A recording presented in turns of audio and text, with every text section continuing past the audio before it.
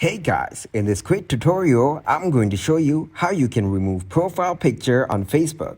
The steps are really simple and easy, so let's get started. So you may want to remove your profile picture on Facebook for a couple of reasons. It may be your privacy concern or your personal reasons. So first, you need to open up your Facebook app.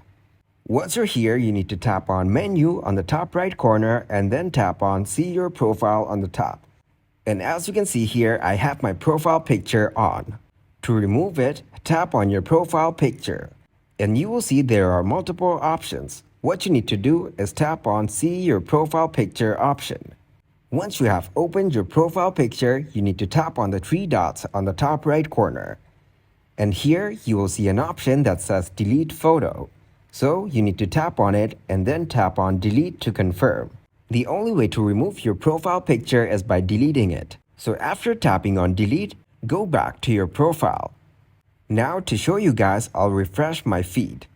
And as you can see, my profile picture has been completely removed. Now if I tap on it, I will see the option to add a new profile picture either from my gallery or import from Instagram. So that is how you can remove profile picture on Facebook. Thanks for watching and please leave a like, subscribe, and share.